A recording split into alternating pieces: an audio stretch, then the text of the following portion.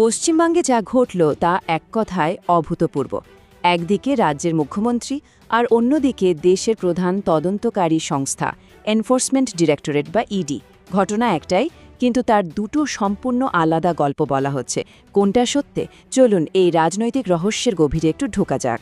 দেখুন, মূল প্রশ্নটা কিন্তু এটাই, এই যে পুরো ঘটনাটা ঘটল, এটা কি গণতন্ত্রকে বাঁচানোর একটা মরিয়া চেষ্টা, মানে যুক্তরাষ্ট্রীয় এজেন্সির ক্ষমতার অপব্যবহারের বিরুদ্ধে রুখে দাঁড়ানো, নাকি এটা আসলে দুর্নীতির প্রমাণ মুছে ফেলার জন্য তদন্তের সরাসরি বাধা দেওয়া? এই একটা প্রশ্নের মধ্যে কিন্তু দুটো সম্পূর্ণ ভিন্ন গল্প লুকিয়ে আছে। একদিকে বিরোধীরা বলছেন এটা গণতন্ত্রের হত্যা। তাদের যুক্তি হল কেন্দ্রীয় সরকার ইচ্ছে করে তদন্তকারী সংস্থাকে ব্যবহার করছে বিরোধী দলকে নির্বাচনে হারানোর জন্য। আবার অন্যদিকে সরকারের সমর্থকরা বলছেন এটা তো সংবিধানের হত্যা, কারণ একজন মুখ্যমন্ত্রী যদি দুর্নীতিবাজদের বাঁচাতে নিজের রাস্তায় নেমে পড়েন, তাহলে দেশে আইনের শাসন বলে আর কী বা রইল।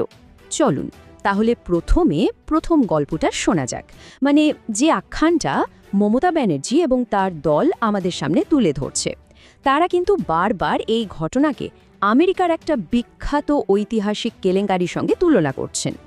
আচ্ছা, তাদের যুক্তিটা বুঝতে হলে আমাদের আগে জানতে হবে এই ওয়াটারগেট কেলেঙ্কারিটা আসলে কী ছিল।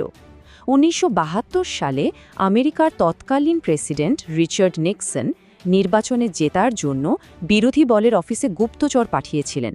উদ্দেশ্য ছিল তাদের গোপন রণকৌশল চুরি করা। কিন্তু সেই চক্রান্ত ফাঁস হয়ে যায়, আর তার জেরে শেষ পর্যন্ত একজন প্রেসিডেন্টকে তার পদ ছাড়তে হয়। মমতা ব্যানার্জি ঠিক এই তুলনাটাই টানছেন। মমতা ব্যানার্জির অভিযোগটা হলো ইডির এই হানা আসলে বাংলার ওয়াটারগেট। তার মতে আজকে ডিজিটাল যুগে যুদ্ধ হয় ডেটা দিয়ে। আইপ্যাক, যারা তৃণমূলের নির্বাচনী কৌশল বানায়, তাদের ল্যাপটপে নাকি রয়েছে ৭ কোটি ভোটারের খুঁটিনাটি তথ্য, তৃণমূলের জেতার ব্লুপ্রিন্ট, এমনকি দলের কোন নেতার কী দুর্বলতা সেই রিপোর্টও। ভাবুন তো, এই তথ্য যদি বিরোধীদের হাতে চলে যায়, তাহলে নির্বাচনে তৃণমূলকে হারানোটা অনেক সহজ হয়ে যাবে। সোজা কথায় মমতা ব্যানার্জির যুক্তিটা খুব স্পষ্ট। তিনি বলছেন এটা কোনো আইনি অভিযান নয়, বরং ভোটের আগে তার দলের রণকৌশল চুরি করার একটা হাইটেক চেষ্টা। তার নিজের ভাষায় এটা একটা ডিজিটাল ডাকাতি। আচ্ছা, এবার তাহলে মুদ্রার অন্য পিঠটা দেখা যাক। ইডি এবং সরকারের সমর্থকদের কাছে এই গল্পের আসল ভিলেন ডেটা নয়, আসল ভিলেন হলো টাকা। রাজনীতির জগতে একটা কথা খুব চলে, ভিটামিন এম, মানে মানি বা টাকা।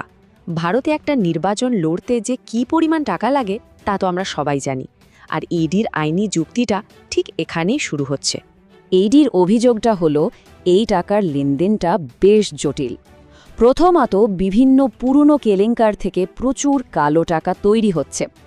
এরপর সেই কালো টাকা আইপ্যাককে কনসালটেন্সি ফি হিসেবে দিয়ে সাদা করা হচ্ছে। আর সবশেষে সেই পরিষ্কার টাকাই ব্যবহার করা হচ্ছে নির্বাচনী প্রচারের কাজে। ইডির লক্ষ্য ছিল তৃণমূল কংগ্রেসের এই টাকার সাপ্লাই লাইনটাই কেটে দেওয়া। এর পেছনের আসল কৌশলটা কি? সোজা কথায় দলের প্রচারের যন্ত্রটাকেই পঙ্গু করে দেওয়া। কারণ রণকৌশল যতই ভালো হোক না কেন, টাকা আর ম্যানেজমেন্ট ছাড়া কোনো দলই নির্বাচনে জিততে পারে না। টাকা না থাকলে জানেন তো, বড় বড় সেনাও যুদ্ধ হেরে যায়। কিন্তু এই সংঘাতটা এত তীব্র কেন? কেন দুপক্ষই এক চুলো জমি ছাড়তে রাজি নয়? এটা বুঝতে হলে আমাদের দেখতে হবে এই লড়াইয়ে কার কি পাওয়ার বা হারানোর আছে। এখানে যেমনটা দেখতে পাচ্ছেন, দুপক্ষের জন্যই কিন্তু এটা একটা অস্তিত্বের লড়াই। একদিকে বিজেপির জন্য তাদের প্রতিষ্ঠাতা শ্যামাপ্রসাদ মুখোপাধ্যায়ের জন্মভূমিতে জেতাটা একটা মর্যাদার প্রশ্ন। অন্যদিকে মমতা ব্যানার্জির জন্য বাংলা হাতছাড়া হওয়ার মানে শুধু ক্ষমতা হারানো নয়, তার জাতীয় স্তরের স্বপ্নও এক প্রকার শেষ হয়ে যাওয়া। তবে সত্যি কথা বলতে, বাস্তব পরিস্থিতি আরও অনেক বেশি জটিল, কারণ এই লড়াইয়ে কোনো পক্ষকেই ঠিক ধোয়া তুলসী পাতা বলা যায় না। দেখুন, ইন্ডিয়ান এক্সপ্রেসের একটা রিপোর্ট বলছে গত 10 বছরে ইডি যত অভিযান চালিয়েছে তার ৯৫%-এরও বেশি হয়েছে শুধুমাত্র বিরোধী নেতাদের বিরুদ্ধে। এই সংখ্যাটাই কিন্তু ইডির নিরপেক্ষতা নিয়ে একটা বিরাট প্রশ্ন তুলে দেয়। আর এর থেকে জনমানুষে একটা ধারণা তৈরি হয়েছে যাকে অনেকে মজা করে বলেন বিজেপি ওয়াশিং মেশিন এফেক্ট। মানে কোনো বিরোধী নেতার বিরুদ্ধে দুর্নীতির অভিযোগ উঠল আর তিনি বিজেপিতে যোগ দেওয়ার পরই সেই মামলা ঠান্ডা ঘরে চলে গেল। যেমন ধরুন শুভেন্দু অধিকারীর বিরুদ্ধে নারদা মামলা। এই ঘটনায় কিন্তু মমতা ব্যানার্জির অভিযোগকে আরও জোরালো করে তোলে। কিন্তু একটা কিন্তু আছে। ইডির দিকে আঙুল তোলা গেলেও তৃণমূল কংগ্রেসকেও তো একটা কঠিন প্রশ্নের উত্তর দিতে হয়। মমতার অত্যন্ত ঘনিষ্ঠ মন্ত্রী পার্থ চ্যাটার্জির বাড়ি থেকে যে নগদ ৫০ কোটি টাকা উদ্ধার হয়েছিল, সেই টাকার উৎস কী ছিল? শুধু তো পার্থ চ্যাটার্জির ঘটনা নয়, রেশন কেলেঙ্কারি, সন্দেশখালির মতো ভয়ঙ্কর অভিযোগ, এই সব কিছুর পর তৃণমূলের নিষ্কলুষতার দাবিটা সাধারণ মানুষের পক্ষে পুরোপুরি বিশ্বাস করা বেশ কঠিন হয়ে যায়। আর যখন একজন মুখ্যমন্ত্রী নিজে তদন্তকারী সংস্থাকে আটকাতে রাস্তায় নামেন, তখন স্বাভাবিকভাবেই মনে প্রশ্ন জাগে, ডাল মেকুচ কালা তো নেহি।